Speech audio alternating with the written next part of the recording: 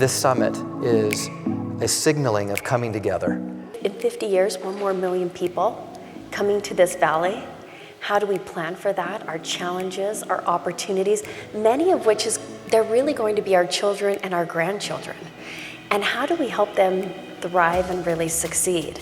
So it's not a matter if we grow, it's how we grow and how we grow smart. Maintaining that world-class education system. I coach debate, and I got to tell you that we're in good hands. Like, we have amazing kids, and they are doing phenomenal work, and we're in good hands. I'm excited for what the future holds.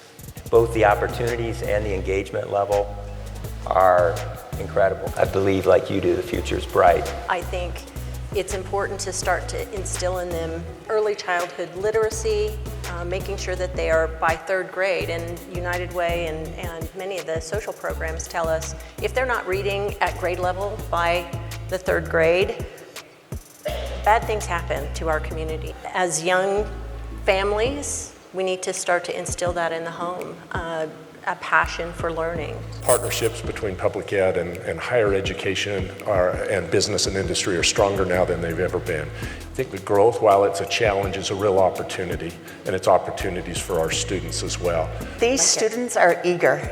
They are wanting to learn. They are anxious to get out and make a difference in the world.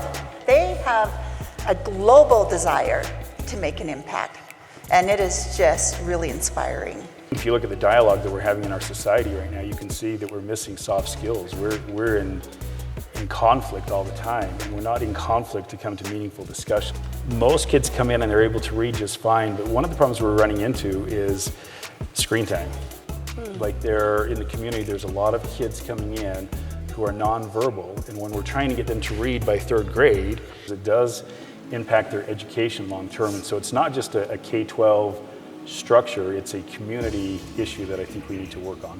And if you're behind in 3rd grade, like Julie said, that's going to impact the rest of their lifelong learning spectrum. A lot of people, I don't think, understand how the curriculum comes into play and who decides the curriculum and how it's handed down. The curriculum in Utah is decided by the state school board. Years and years ago, we're going way back, it was the Industrial Revolution, right? That is long gone. We've moved far beyond that, and yet some pieces of the curriculum are still back there. So we have got to bridge that gap.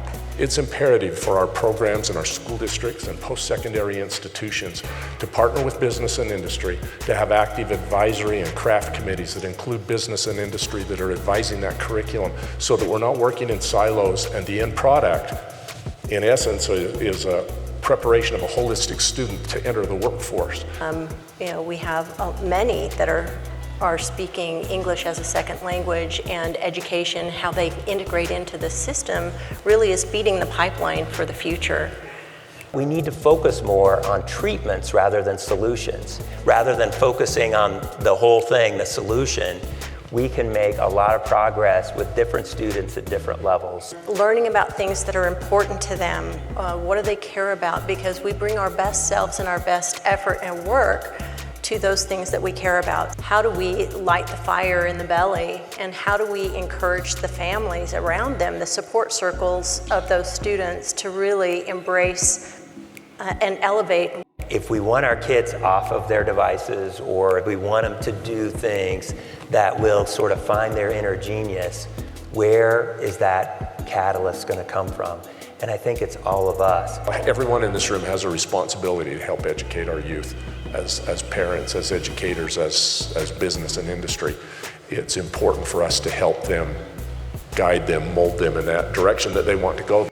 Stronger community, increased GOP, which is the gross domestic product, decreased crime, increased volunteering, increased voter participation, increased tax contributions, lower unemployment rate, reduced reliance on public assistance, reduced healthcare costs, and decreased poverty rate. Education goes all across the board, and it impacts all of us. So I just wanted to say thank you for all you're doing to promote it and make it accessible to everybody in our community.